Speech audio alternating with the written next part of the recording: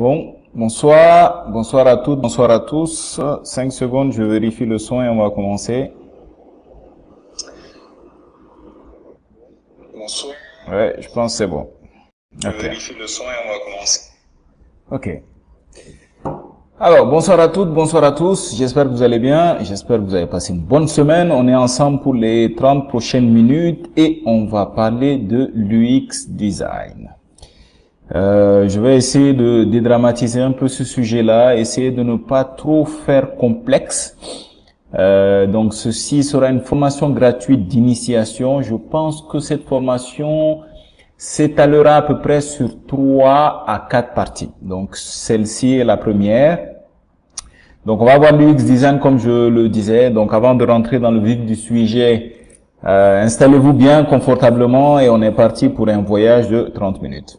C'est quoi l'UX design? Donc, c'est un peu le défi que j'ai devant moi sur les 30 premières minutes. Donc, la première partie, on va la consacrer à expliquer en fait le contour, les tenants et les aboutissants en fait d'une telle démarche, à savoir une conception centrée sur l'utilisateur. Donc, une définition très simple de l'UX design, c'est ça. Alors, donc on va voir après qu'est-ce que c'est que l'UX. L'UX est une sorte d'acronyme en fait, je vous expliquerai cela plus tard. Donc une conception centrée sur l'utilisateur. Qu'est-ce que cela veut dire? Cela veut tout dire, cela ne veut pas aussi dire grand-chose en fait. C'est un domaine très large, il y a énormément de méthodologies qui existent dans l'approche centrée client. Il y a le design thinking, il y a le service design, interaction design, user experience. Donc le UX, c'est une des façons de faire une approche centrée sur l'utilisateur. Donc user, U, experience, le X de experience, ça veut dire l'expérience de l'utilisateur à travers son utilisation de votre service ou de votre produit. C'est ce qu'on appelle UX. Donc c'est un domaine très large en fait. Il y a d'autres façons de faire en fait pour adopter une approche basée sur le client. Il y a le design thinking, voilà, il y a toute cette liste là. Donc aujourd'hui on verra un peu l'UX qui est l'user experience. Alors c'est quoi l'UX? Ce qu'il faut savoir, c'est que l'UX, le user experience, c'est quelque chose qui se traite au niveau émotionnel. C'est-à-dire c'est l'ensemble des ressentis et des perceptions qui vont permettre à un utilisateur de statuer par rapport à un produit ou à un service. Donc c'est réellement toute cette expérience-là de l'utilisateur. C'est une expérience quant à l'usage de votre produit ou de votre service et c'est aussi une expérience issue de l'aspect émotionnel. Est-ce que cela était simple d'utilisation? Est-ce que cela était intuitif?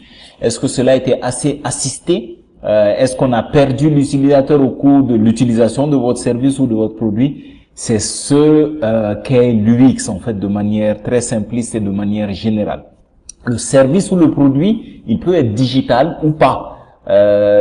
Par exemple, vous voulez lancer un stylo sur le marché, c'est pas un produit digital le stylo.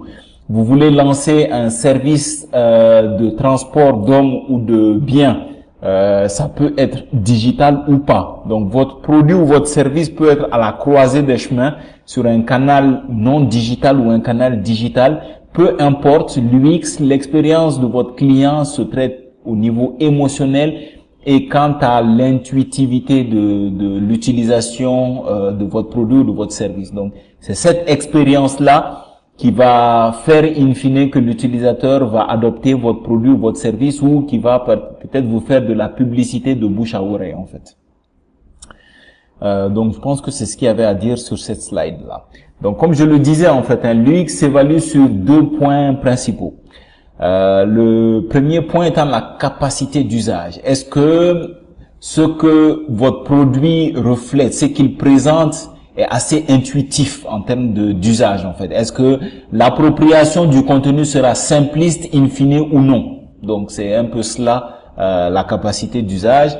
Et l'aspect émotionnel, est-ce que quelque chose qu'on a construit sur le visuel, est-ce que le produit il était in fine simple d'utilisation et est-ce que on a une bonne émotion d'utilisation, une belle expérience d'utilisation de votre produit ou de votre service. Donc, in fine, quelqu'un qui a une belle expérience de découverte de votre produit, de votre service, en parlera à ses proches, à ses amis, ainsi de suite. Donc, indépendamment de la com que vous ferez sur votre produit ou service, cette personne-là, c'est vos premiers utilisateurs, eux aussi vous aideront en fait à faire passer le mot. Donc, c'est ce qu'il y a à dire en fait sur cette page-là. On confronte souvent, très souvent d'ailleurs, l'UX à l'UI. Alors, c'est quoi UI? Donc, UI and UX. UI, c'est le User Interface. C'est en gros le produit. Ça veut dire l'interface utilisateur. Donc, c'est un peu le produit. Là, j'ai fait un parallèle avec un interrupteur. Donc, un bouton switch on, switch off. Donc, l'interrupteur en lui-même est le produit, c'est ce qu'on appelle l'UI en fait. C'est l'apparence finale du produit ou du service que va utiliser l'utilisateur pour interagir avec ce dernier-là. Donc, c'est ce qu'on appelle l'UI. L'UX, souvent les gens font un parallèle un peu pas véritablement bon en fait, ni pertinent. C'est que souvent les gens confondent le produit avec l'UX. L'UX ne gère que la partie expérience en fait. Est-ce qu'à l'utilisation, avec l'utilisation d'un de vos prospects, clients ou clients ou utilisateurs en fait de votre produit, est-ce que ce dernier-là, quand il va interagir avec votre produit, son expérience est bonne ou est mauvaise? Donc c'est ce qu'on appelle UX. L'expérience peut être bonne, elle peut être neutre, elle peut être mauvaise en fait.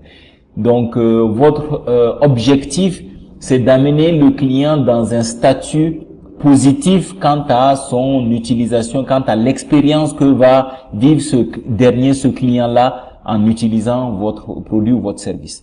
Donc, c'est un peu ce schéma-là que j'ai fait. À gauche, vous avez tout ce qui est relatif au produit. Et à droite, on a tout ce qui est relatif à la conclusion de l'utilisation. C'est-à-dire qu'à l'expérience que va vivre l'utilisateur final quand il va interagir avec votre produit ou votre service. Donc, à ne pas confondre. L'UI, c'est le produit, ça veut dire l'interface que va utiliser le client. Et l'UX, c'est le résultat de l'expérience que va avoir le client une fois qu'il interagira avec votre produit. Donc, l'expérience peut être bonne ou mauvaise. Bon, là, en l'occurrence, c'est un bouton assez design, donc j'ai une bonne et belle expérience en voulant utiliser ce truc-là. Donc, voilà. Donc, j'ai un statut plutôt positif, une expérience plutôt positive. Alors, la conception centrée utilisateur vous permet d'ajouter un impact émotionnel. Beaucoup d'entreprises, en fait, aujourd'hui, disent qu'ils ont une démarche centrée client, un user-centric, une façon de faire qui met le client au centre, en fait. Très souvent, c'est du pipeau. Ça veut dire que, bon, beaucoup essaient de vendre une carte qu'ils ne maîtrisent pas forcément. Et très souvent, même si c'est le cas, vous allez voir que dans ces entreprises-là, en fait, les directions concernées sont seules à adopter une telle démarche, alors que c'est une vue d'ensemble qui embarquera en fait toutes les entités de l'entreprise afin d'avoir le meilleur résultat, la meilleure proposition qu'on apportera au client. Donc, une conception centrée sur l'utilisateur est réellement une approche extrêmement inclusive, puisqu'elle ne va pas laisser de côté, en fait, n'importe quelle partie prenante d'une entreprise. Bon, pour les gens qui débutent, en fait, les start-upers, les petites et moyennes entreprises n'ont pas forcément une hiérarchie extrêmement imposante, en fait, hein, donc n'ont pas forcément une structure très développée.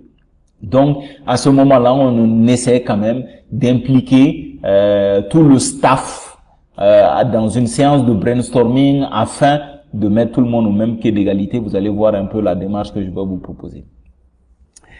Le challenge de l'UX design, donc d'une approche centrée client. Il y a plusieurs challenges puisque, in fine, en tant qu'entreprise, tout ce qu'on fait, c'est pour être utilisé par des clients. Donc, on vient répondre à une problématique et à un besoin de notre marché, donc de notre audience.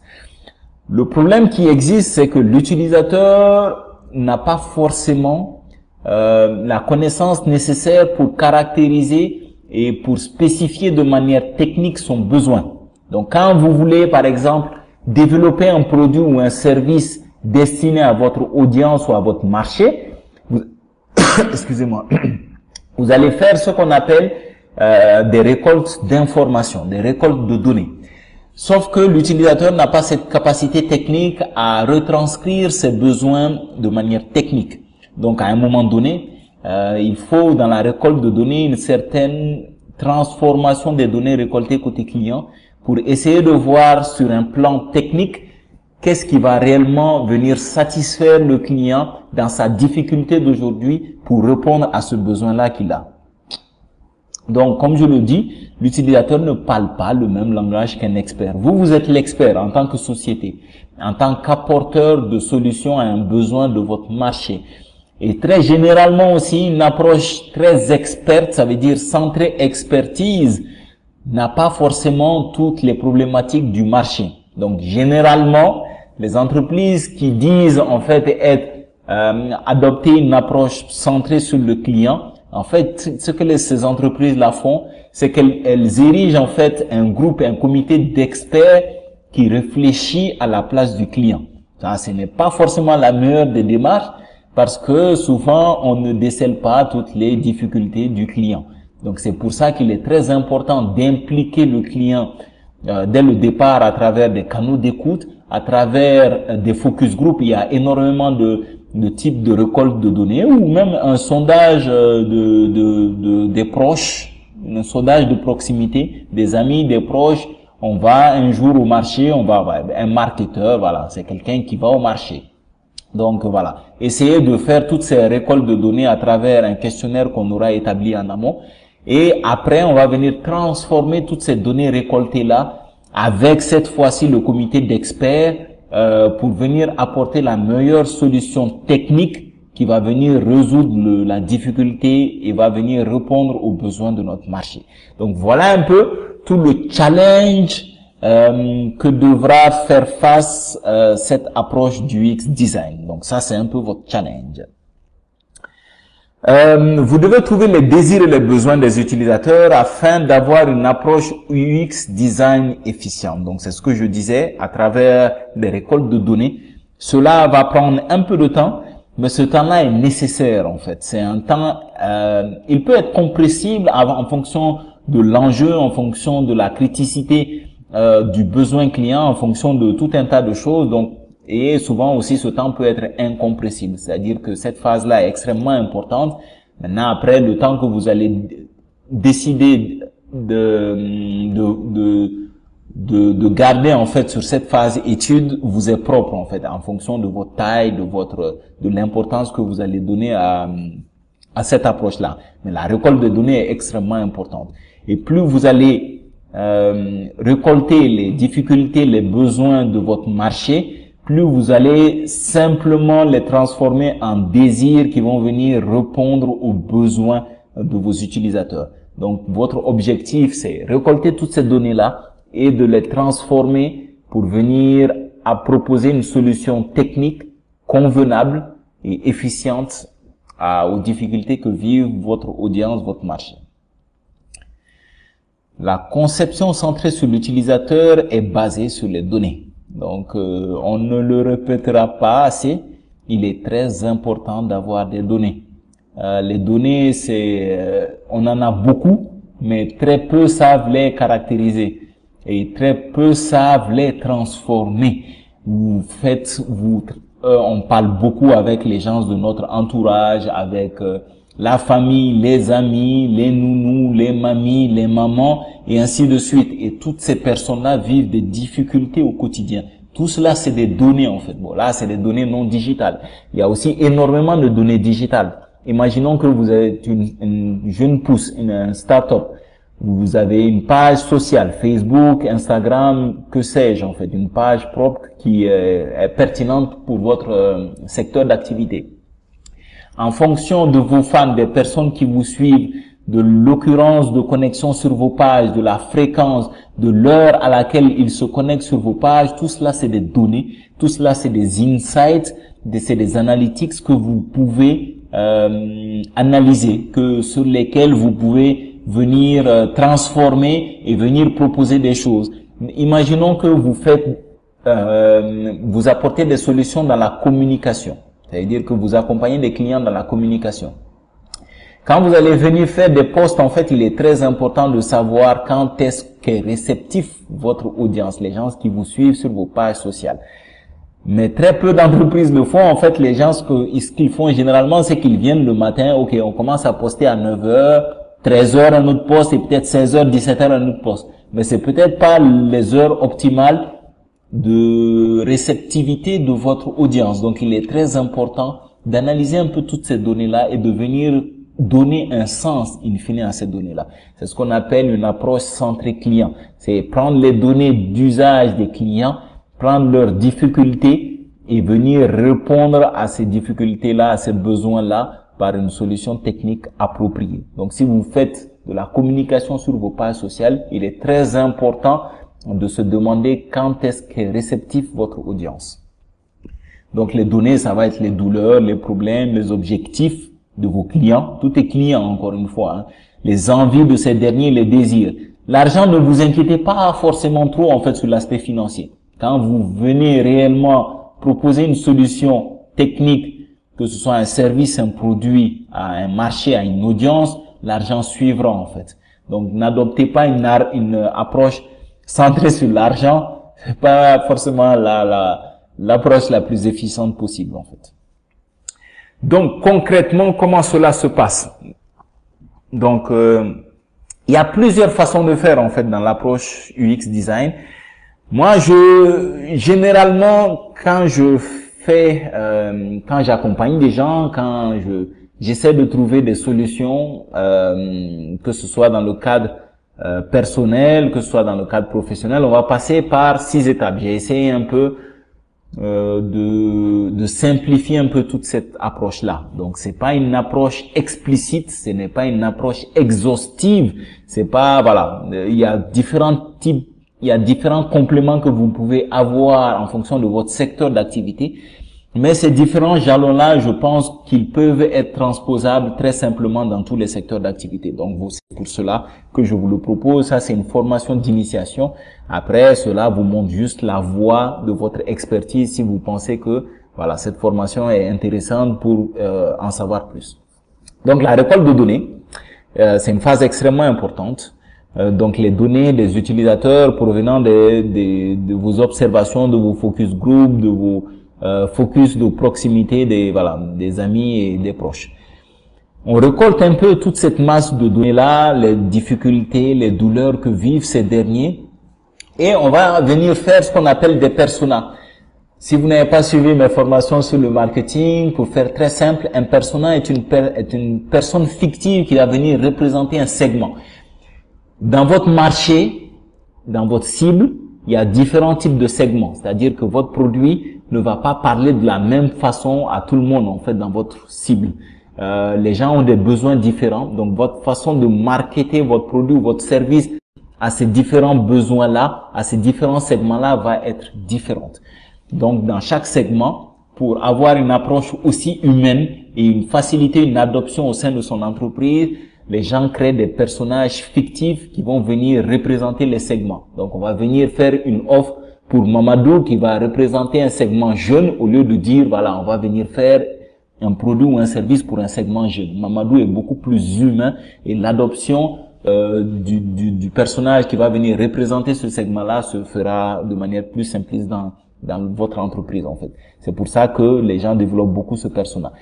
Anyway, si vous n'avez pas de personnage, juste sachez de quel segment vous avez récolté les données pour savoir in fine quelle solution technique on va venir apporter pour trouver une solution à leurs besoins. Donc, il y a la phase d'idéation, la phase de brainstorming, la phase où on va venir créer de multiples solutions possibles. Pas la solution définitive, mais les solutions possibles. À cette étape-là, on ne sait pas encore forcément quelle est la solution idéale. Donc, on va venir, une fois qu'on a fait cette phase-là d'idéation, on va venir créer des scénarios. Donc, on va faire plusieurs scénarios possibles et on va venir étriquer le nombre de possibilités. Et in fine, on va venir trouver la solution, le scénario idéal, en fait.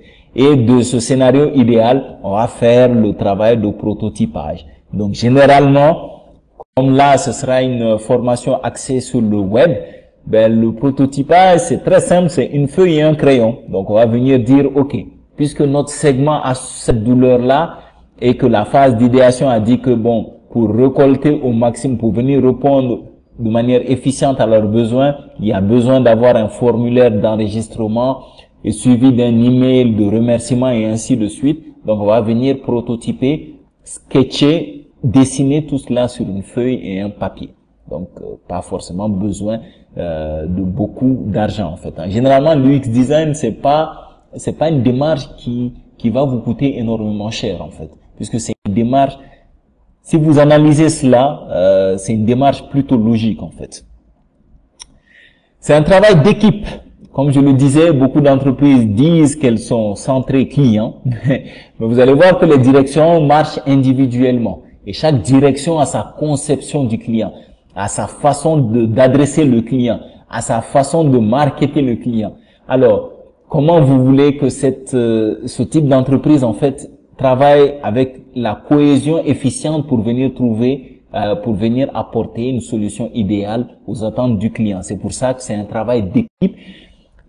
La technique, le SI, le marketing, la direction du client, la direction de la distribution, toutes ces entités-là doivent se réunir autour de cette démarche-là pour enrichir la vue qu'ils ont de l'aspect client. Donc, une fois que cette démarche-là est inclusive et globale, toutes les directions se retrouveront en fait dans la démarche initialement établie, puisqu'on va faire beaucoup d'écrits en fait. Toute cette phase-là, c'est des phases écrites. On va venir créer beaucoup de post-it. On appelle cela le chemin de post-it de data trail. Donc, c'est le chemin de post-it qu'on va venir créer pour venir un peu dire toutes les données qu'on a récoltées des clients et ainsi de suite. Donc, une fois que ce travail-là est inclusif et global au sein d'une entreprise, non seulement les modifications, les mises à jour seront simples, les modifications seront simples et comme tout le monde a été embarqué dedans, donc on va créer pas vraiment beaucoup de frustration en fait dans cette façon de faire. Bon, Youssouf a une drôle de tête, qu'est-ce que vous voulez? C'est Youssouf. Donc un travail d'équipe, investir un temps à l'avance permet toujours d'économiser beaucoup à l'arrivée. C'est ce qu'on appelle un plan efficient. Dans tous les cas, que vous le vouliez ou non, c'est une chose que je répète souvent, vous travaillez toujours sur un planning. Si vous n'en avez pas un, c'est que vous utilisez un planning qui est extrêmement mauvais. Donc vous perdez in fine beaucoup de temps. Essayez d'avoir un planning, essayez d'inclure toutes vos équipes dans cette démarche-là centrée sur le client. Vous serez beaucoup plus efficace à l'arrivée. Ce n'est pas du tout une perte de temps. Faire un planning n'est jamais une perte de temps. Pourquoi j'ai deux fois ça? Ok, bon bah c'est pas bien méchant. J'ai deux slides qui se répètent. C'est assez simple en fait et assez rapide à mettre en œuvre en fait, une démarche centrée sur le client. Bon, dans les grandes entreprises en fait, on pense que ça va prendre énormément de temps. Généralement, les différents jalons là que je vous ai énumérés, à savoir la récolte de données, la transcription de tout cela, savoir à quel segment on va venir s'adresser, la phase d'idéation, la phase de création de scénarii et la phase de prototypage, cela tient dans les plus grandes entreprises sur une semaine en fait. Donc si vous êtes une jeune pousse, un start-up, une petite et moyenne entreprise, vous allez pouvoir optimiser ce timing-là. Donc en 2-3 jours pour les petits, vous pouvez réellement avoir une démarche extrêmement efficiente, extrêmement pertinente et significative sur votre domaine. Donc, ce n'est pas une phase qui prend énormément de temps. Si pour vous, apporter la solution idéale, la solution technique idéale aux besoins, aux problématiques du client, consacrer 3 jours à une semaine à cela est une perte de temps, comment vous le dire sans trop vous choquer, vous n'allez pas faire long feu en fait. Donc, voilà. Ça, c'est un peu les outputs, les résultats de votre démarche centrée sur le client, de votre approche UX design. Vous allez avoir ce qu'on appelle un data trail. Ça veut dire un tableau où vous allez avoir énormément de post-it. Ce tableau est extrêmement important puisque, in fine, vous allez mettre les besoins des clients, les difficultés des clients, les différents segments qui ont ces difficultés-là et tout. Et ce tableau est très pertinent et important puisque quand quelqu'un de nouveau va rejoindre votre équipe puisque on travaille avec des gens. Il est possible que certains tombent malades, il est possible que certains soient affectés à d'autres tâches plus importantes. Donc, l'adoption des nouvelles personnes, de cette démarche-là par les nouvelles personnes se fera de manière naturelle. C'est assez simple, en fait. Un tableau de post-it et data trail est quelque chose qui se lit de manière très simple et l'appropriation aussi se fait tout aussi simplement. Donc, on va venir, l'autre objectif, le second, on va venir avoir les observations des utilisateurs. Donc, une fois qu'on va venir récolter leurs données, on va les transformer en observation. C'est-à-dire, quel segment dit quoi, quel segment a besoin de quoi, et on va venir transcrire tout cela de manière assez technique, en fait. Quand je dis technique, c'est pas forcément digital, c'est pas forcément un site ou un truc comme cela. Technique, c'est l'adapter à votre secteur d'activité. Voilà, c'est ce que j'entends par technique. Et après, il y aura le process de design. Le process de design, très généralement, quelle que soit l'industrie, même dans l'industrie astronautique, l'industrie automobile et tout, la phase de sketching est l'une des premières phases en fait de prototypage. Un papier, un stylo ou un crayon et on commence à dessiner un peu le scénario idéal qui va venir répondre à cette problématique de nos clients. Alors notre cas d'étude, donc pour faire simple, puisqu'on va parler que j'avais fait une formation spéciale là-dessus. Alors, le but de cette formation, c'est de ne pas vous apprendre à développer ce jeu-là, mais on va essayer de voir par les différentes phases par lesquelles je suis passé pour, in fine, tomber sur une interface pareille. Bon, là, l'interface, c'est plutôt l'UI, le User Interface, donc ça, c'est le produit final. Mais vous allez voir que l'UX, on va voir un peu le cheminement par lequel je suis arrivé pour avoir l'UX, que j'ai caractérisé après par l'UI. La phase de conception de cette interface graphique ne sera pas vue dans cette formation, mais la phase de prototypage, elle sera analysée et ainsi de suite pour les prochaines autres étapes. Pour qui connaît Street Fighter, c'est un jeu de combat qui a bercé un peu mon enfance et je pense l'enfance de beaucoup de personnes qui me regardent. Donc voilà, donc j'ai un peu essayé de retraduire ce jeu-là sur c'est un site internet en fait, c'est tout bête. Donc c'est un site internet, voilà. Donc là il y a Ryu,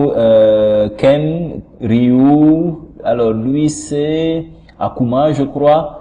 Voilà.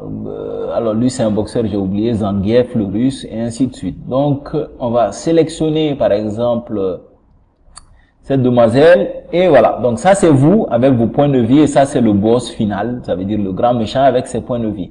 Donc vous avez deux possibilités là, vous pouvez attaquer, et vous pouvez vous fuir le combat. Si on fuit le combat, on revient à la phase initiale de choix du personnage.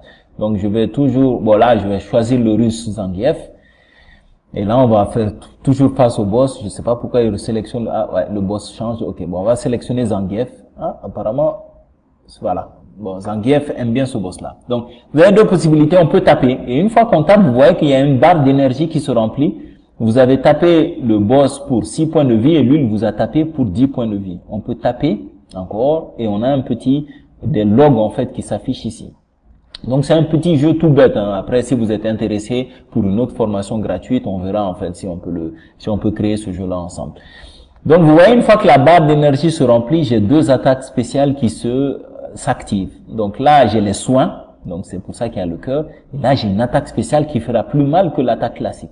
Donc voilà, vous voyez que l'attaque spéciale, j'ai tapé le boss pour 18 points de vie au lieu de 9, 7, 10 et 6, voilà. Donc et ainsi de suite, voilà.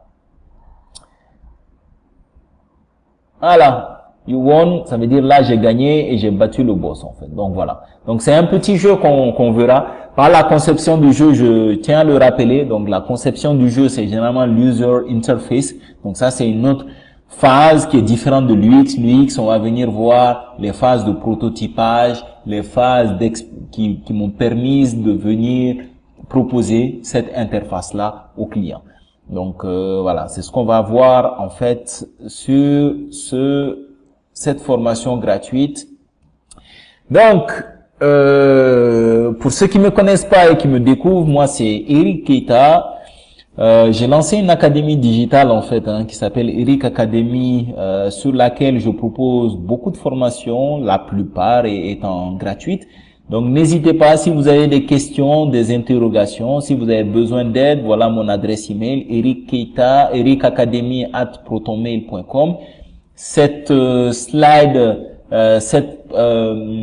ce fichier de formation, ces différents slides seront disponibles, je pense, dès demain gratuitement. Donc, si vous voulez réviser un peu tout ce qu'on a vu là, donc n'hésitez pas, je vais le rendre disponible sur mes pages sociales.